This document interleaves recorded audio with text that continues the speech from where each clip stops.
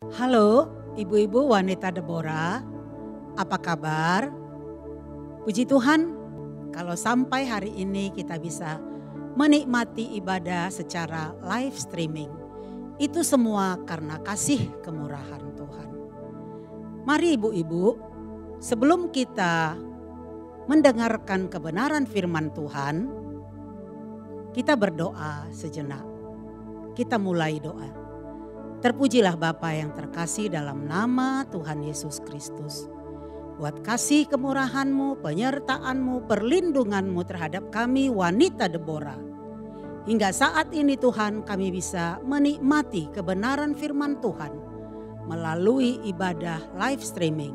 Semua karena kasih kemurahan-Mu. Urapi kami semua Tuhan yang mendengar. Mampukan hamba-Mu yang menyampaikan kebenaran firman Tuhan.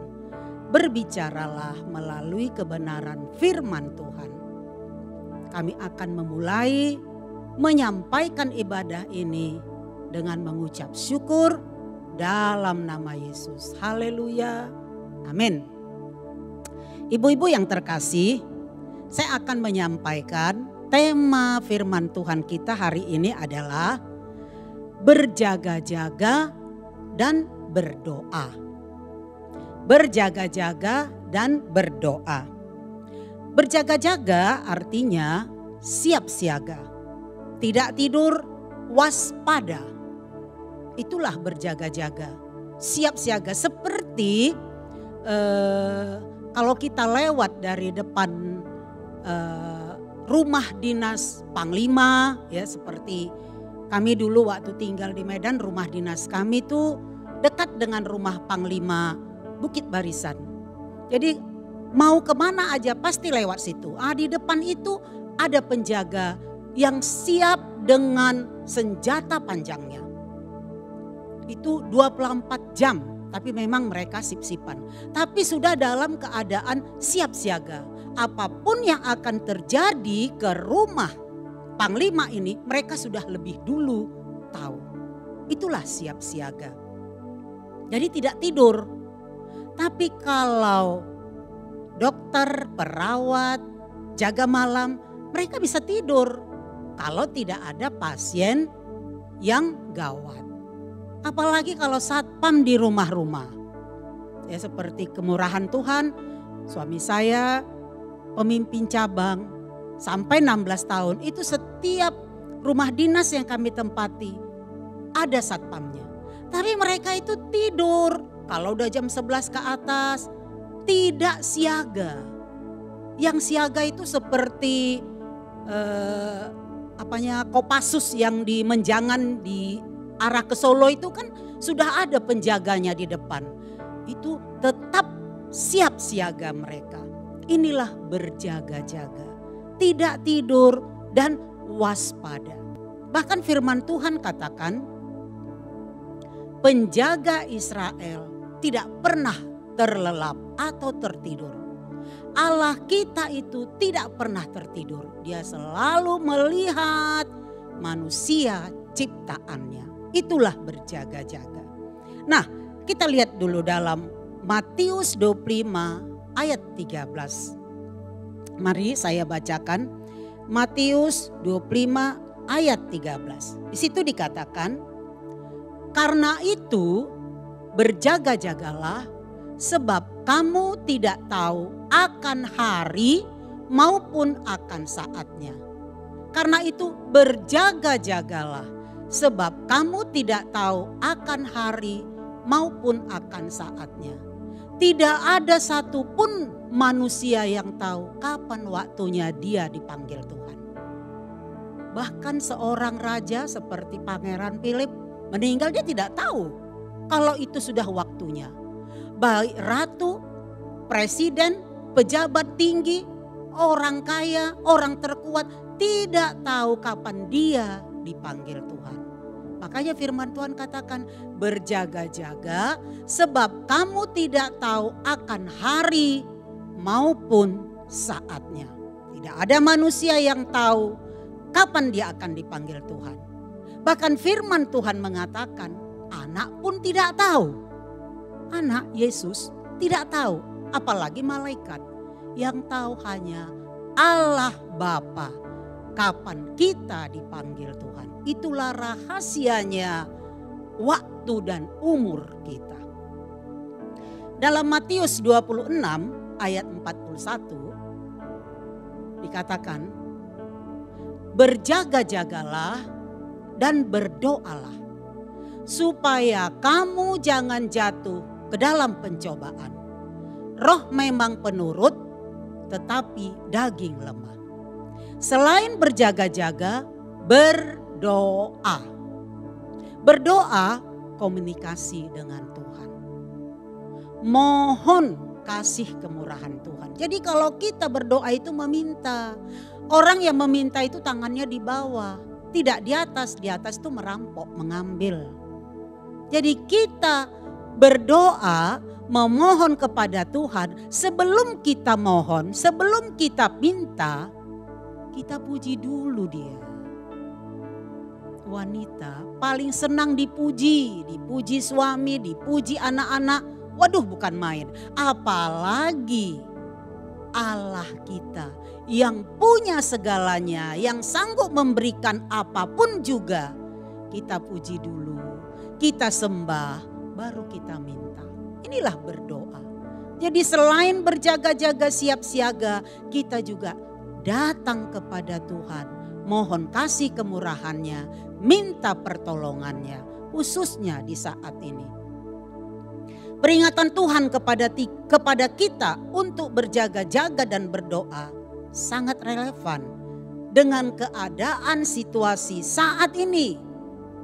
Karena pencobaan yang kita hadapi semakin berat, yang membuat orang mudah tawar hati. Mudah putus asa, putus semangat, bahkan iman semakin goyah. Karena apa? Karena situasi pandemi dari akhir tahun 2019 sampai ini 2021 bahkan semakin melonjak. Kekuatan virus corona semakin meningkat. Di India mereka merayakan hari keagamaannya dengan mandi di Sungai Gangga. Hanya 5.000 orang ternyata yang meninggal sudah jutaan. Kita tidak tahu. Situasi saat ini memungkinkan kita bisa putus asa. Bahkan iman kita semakin goyah. Inilah pencobaan-pencobaan. Nah, di dalam 1 Yohanes 2 ayat 16 dikatakan, sebab semua yang ada di dalam dunia, yaitu keinginan daging dan keinginan mata serta keangkuhan hidup, bukanlah berasal dari Bapa, melainkan dari dunia. Pencobaan itu kebanyakan dari keinginan daging.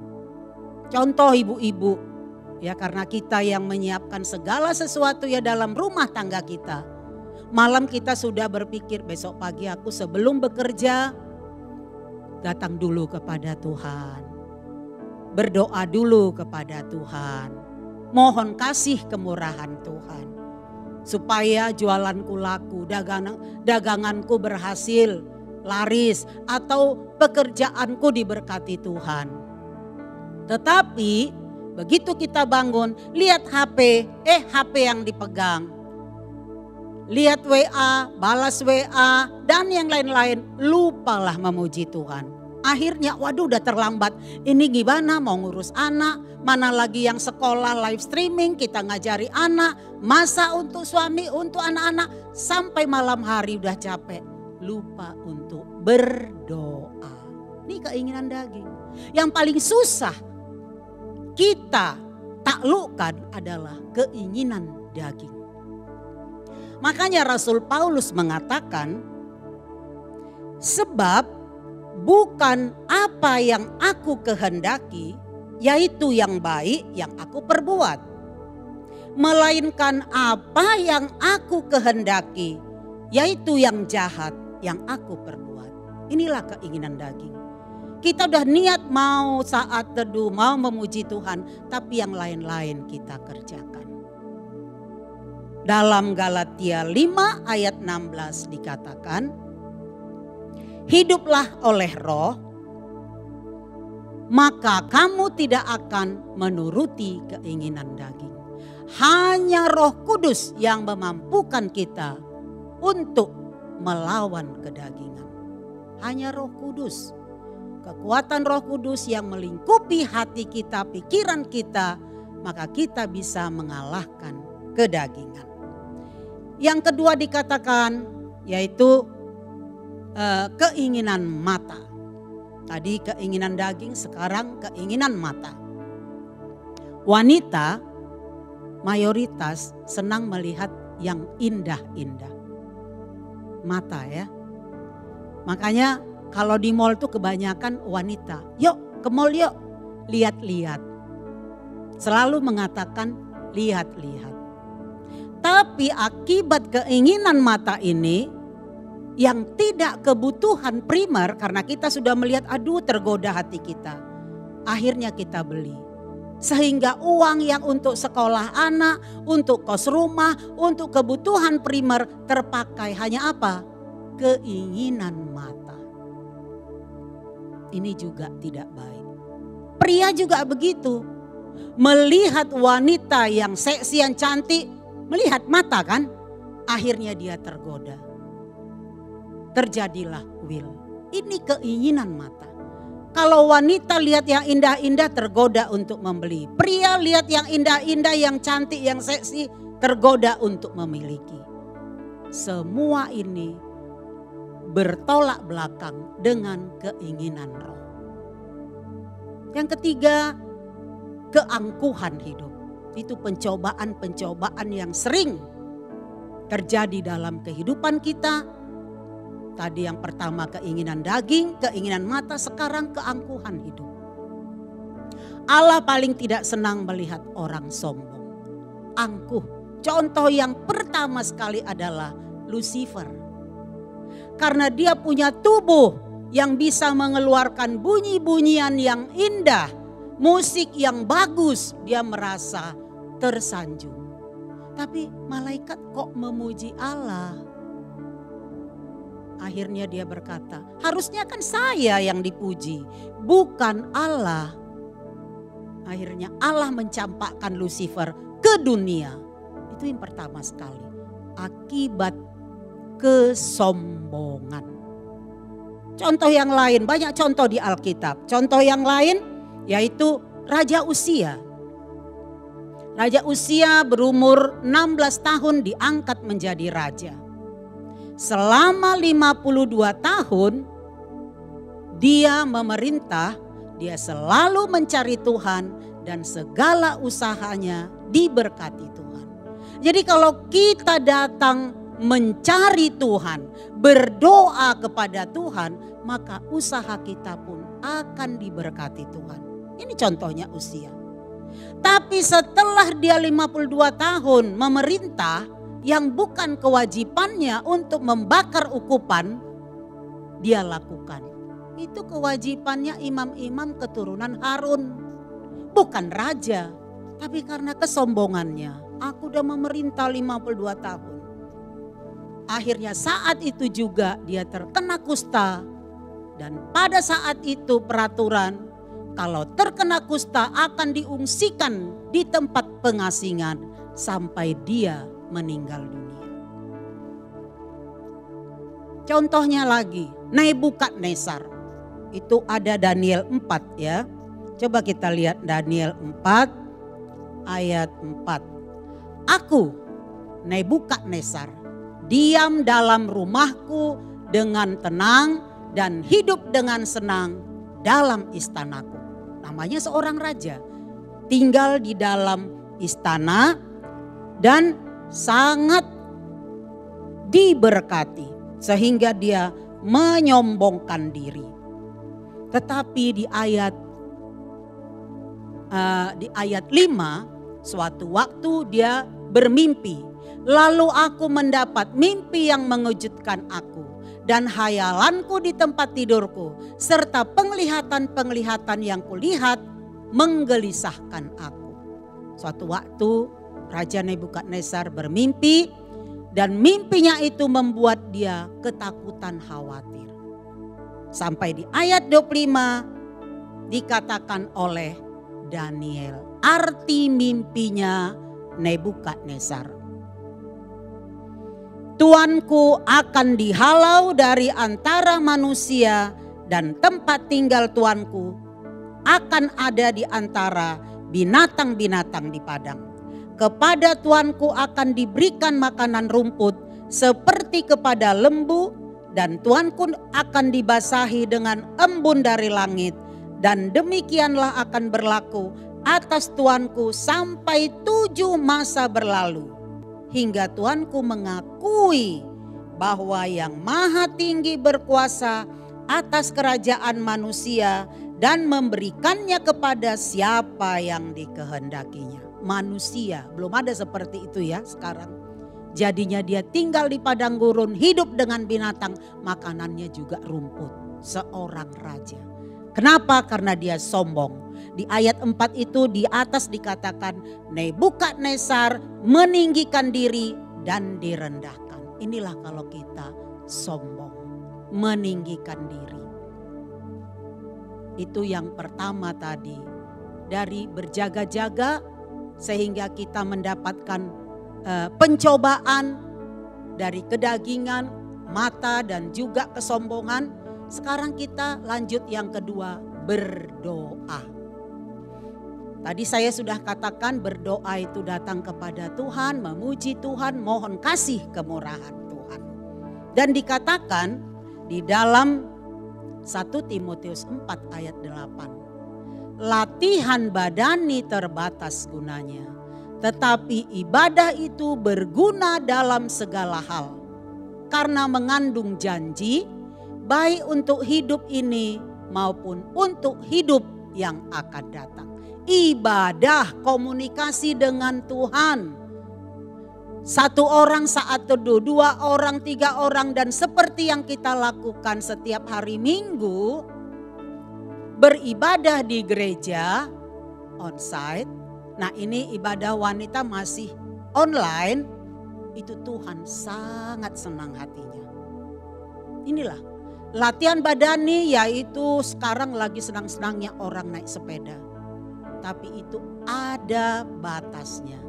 Tapi kalau untuk memuji menyembah Tuhan, ada janji-janji Tuhan, ya dan amin. Itu sama dengan Ibrani 10 ayat 25 yang mengatakan, janganlah kita menjauhkan diri dari pertemuan-pertemuan ibadah kita, seperti dibiasakan oleh beberapa orang, tetapi marilah kita saling menasehati dan semakin giat melakukannya menjelang hari Tuhan yang mendekat.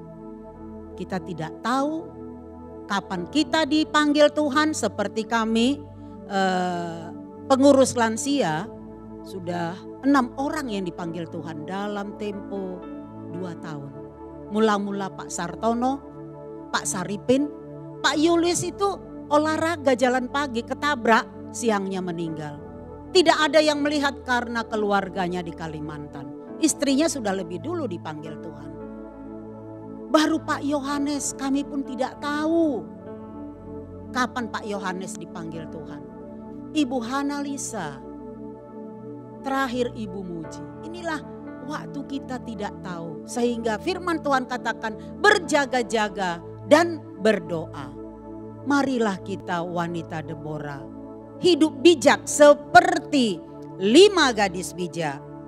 Mari kita lihat dalam Matius 25. Gadis-gadis yang bijaksana dan gadis-gadis yang bodoh. Saya ambil aja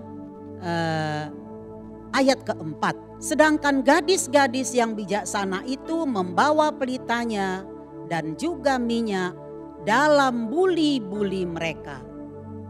Gadis-gadis bijak punya pelita dan punya minyak. Tapi gadis-gadis yang tidak bijak, yang bodoh, dia hanya punya pelita tapi tidak punya minyak. Sewaktu pengantin mempelai pria datang, mereka tidak ada di tempat karena sedang mencari minyak. Tapi mari kita ibu-ibu wanita Deborah dan yang mendengarkan yang lain. Jadilah kita seperti gadis yang bijaksana yang mempunyai pelita dan minyak. Kapan Tuhan panggil kita, kita sudah siap. Karena apa? Karena hidup kita ini hidup yang memuliakan Tuhan. Hidup yang benar, Allah itu adalah kebenaran. Kita hidup yang benar. Satu lagi, hidup dengan saling mengasihi. Amin. Mari kita berdoa. Terima kasih Bapa yang terbaik. Bapa yang kami kenal dalam nama Tuhan Yesus Kristus. Engkau Allah yang Maha Pengasih. Mampukan kami Tuhan, wanita Deborah, hidup di dalam kasih. Karena Engkau adalah kasih. Dan berjaga-jaga setiap saat. Selalu berdoa karena Engkaulah yang sanggup meluputkan kami dari segala sakit penyakit, khususnya virus corona yang semakin merajalela. Biar Tuhan selalu pimpin kami di jalan-Mu yang benar. Yesus perlindungan kami, gunung batu kami, pengharapan jiwa kami. Mampukan kami Roh Kudus menjadi pelaku firman-Mu. Diberkatilah seluruh wanita Deborah. Berkat jasmani, berkat rohani, berkat materi dan segala yang baik. Terima kasih Bapa. Dalam nama Yesus, hamba-Mu sudah menyampaikan firman-Mu. Haleluya. Amin.